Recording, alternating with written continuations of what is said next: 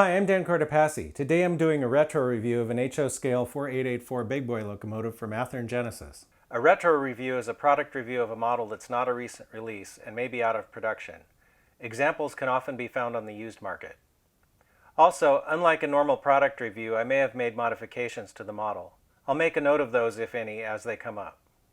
My model is factory equipped with a Soundtrack Tsunami DCC sound decoder. It's from the run announced in 2015. At that time, the MSRP for this model was $549.98. I got my model for $449.99 in April 2016 from modeltrainstuff.com. Athearn's latest run of this model had an MSRP of $769.98. A quick eBay search revealed current prices anywhere from $550 to $750. At the time I looked, there were only a handful available, and not all of those were numbered 4014. We'll start the model at 100 possible points. The model comes in a large cardboard box. Inside there's a manual with prototype information, exploded view drawings, maintenance instructions, and DCC information. Inside, a two-piece plastic cradle protects the locomotive.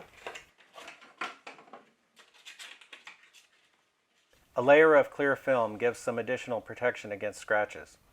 The tender comes in a similar cradle.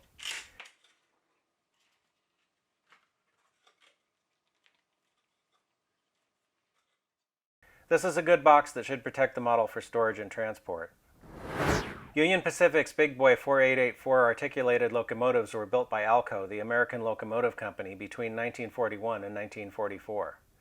They were used primarily in Wyoming, hauling trains over Union Pacific's famed Sherman Hill. Big Boys lasted in revenue service until 1962. 8 of these giant locomotives have been preserved. Big Boy 4014, formerly on static display in Pomona, California, was reacquired by Union Pacific and returned to operable condition, making its debut in 2019. This model is from Athearn's production run announced in 2015, before the real 4014 was restored to service. 4014 was originally a coal burner.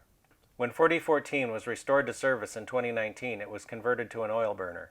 The oil tender included with the model is mostly correct, although the details on top are somewhat different. The water hatches should be taller. This detail was the same when 4014 burned coal. On the real restored 4014, the details on top of the oil bunker are different. There's also a flat area on the engineer's side of the tender on the restored 4014 that's not present on the model. The locomotive looks generally correct. I noticed a few small details, mostly on the boiler jacket, that are different on the restored 4014. The details as modeled look more correct for 4014 as it was in the 1950s. Interestingly, looking at photos of Athearn's 4014 Race to Promontory commemorative model from 2019, the details on the locomotive and tender appear to be exactly the same as on my model. It doesn't look like Athearn made any visible detail changes to the newer model. Since the 2015 release was a speculative model produced before the real 4014 was rebuilt, I'm going to give it the benefit of the doubt with regard to the tender and other details. Athearn could not have known at that point that some of the details on the locomotive would be changed 4 years later. If I were reviewing the commemorative model released after the restoration and with a substantial increase in price, I would be inclined to take points off. The paint on the model is opaque and thin enough not to obscure any detail. The separation lines between the black and the graphite are sharp. The markings are crisp and free of voids, and all the small writing is legible with magnification. Most steam engines have a lot of visible plumbing, and the Big Boy model has enough not to disappoint. It captures the busy look of the real locomotive. There are some neat features like openable cab windows and an operating vent hatch on the cab roof. The cab has an interior, though it's hard to see since the back is enclosed. One of the rear doors opens and it's sprung so that it shuts again automatically. In front, the model has working number boards. The bell is movable. The class lights are not functional. On the pilot, the model has a separately applied uncoupling lever and air hoses. The front dummy coupler swings around just like the real thing. You can remove this part and mount a working coupler on the front. This could be useful if you wanted to double head 4014 with another UP engine leading like 844. In the back, the tender has an uncoupling lever and a brake hose. The lights in the center of the tender work, but the class lights don't. Up top, the model has dual stacks with a shroud. The instructions say that the model is prepped for Sooth No. 9 smoke units. If you want to install them, they fit down the holes in the stacks and engage contacts inside the model. I don't use smoke units, so I haven't tried this. The sand dome covers have separately applied grab irons. It's hard to find good overhead shots, but on the restored 4014, the oval-shaped details on the top of these parts look to be a slightly different shape. The small circular cover ahead of the cab is removable, revealing one of the screws that holds the boiler shell in place. Another screw is under the steam dome. The top of the tender has a lot of separately applied detail, though as I mentioned earlier, the arrangement of details on the real 4014 is somewhat different. All of the drivers are powered and pick up current. The main driver on the rear engine has traction tires. Only 2 of the tender's many axles pick up current. Given that the locomotive has 16 wheels picking up current, this is probably okay, but I'd still like to see more of these wheels in the circuit. To hook up the tender to the locomotive, first connect the electrical plug on the back of the engine to the socket on the front of the tender. A plastic drawbar with a clip on the end fits into the slot on the tender. It will make a click when it's connected. When making the connection, be sure that the flexible floor plate on the locomotive is over the deck on the tender. As I mentioned earlier, the model comes with the front coupler in the hidden position. Since that's how 4014 is seen most of the time, and I expect most modelers will leave it that way, I'm not going to score the front coupler. I'm also not going to score the rear coupler because I changed it to a Kadee 158 and I made sure it was at the correct height. I don't remember how the original McHenry plastic coupler fared. All of the wheels on the locomotive are in gauge according to the NMRA standards gauge. 3 of the wheel sets on the tender vary in gauge. I'll show you what I mean. Measure them in one spot and the gauge is correct. Spin the axle a little and the gauge narrows. This is because one or both wheels are not exactly perpendicular to the axle. It's probably not enough to cause trouble on most track, but it's still unacceptable, especially on a model this expensive, so I'm taking 5 points.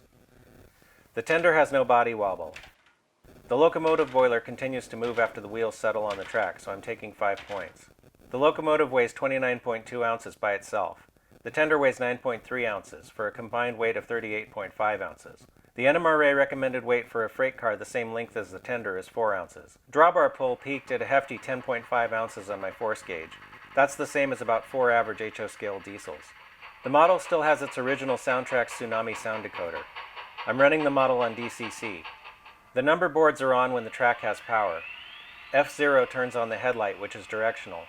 The front light is on when the engine is set to move forward, and the rear light turns on when the engine is set to move in reverse. The front headlight is really awful, a dim square inside the round headlight casting. I think a model this expensive should have a better headlight setup, so I'm taking 5 points. F7 dims the headlight. The rear headlight is better. The red light over the headlight lights up at the same time. F8 turns on the sound. F1 rings the bell. F2 blows the whistle.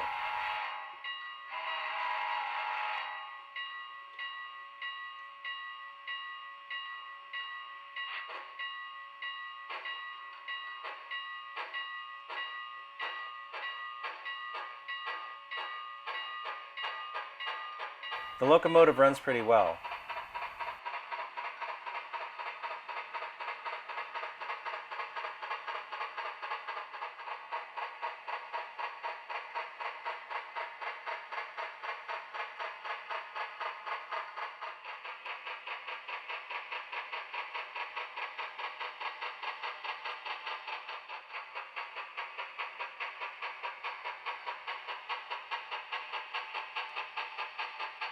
With the sound off, it's pretty quiet.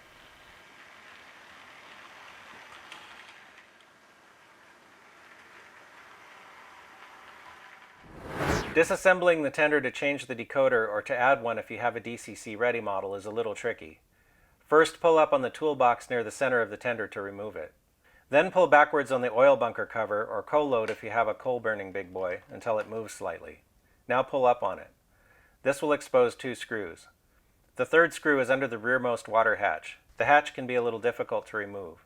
You only need to remove the 2 end screws on top. The center screw holds the speaker enclosure. There are 2 more screws on the bottom on either side of the coupler. Finally, you need to disengage the vertical grab irons at the front of the tender from their holes. Now the tender will come apart. Note that the rear of the tender is a separate piece. I have a wheel puller, but nothing precise enough to true up the wheels on the tender, so I'm going to leave the wheels alone for now. If you want to change out the front dummy coupler for a working one, first remove the screw that holds the dummy coupler in place. A Kadee or other coupler and draft gear box can be installed using the pre-threaded mounting holes in the pilot. You'll need a new screw with 0090 threads, as the one that holds the dummy coupler is too long for a normal draft gear box. The instructions say a screw is supplied, but if there was one in the box, I don't have it anymore. I've owned this model for several years and it spends most of its time in the box. When I do take it out to run it, it runs very smoothly.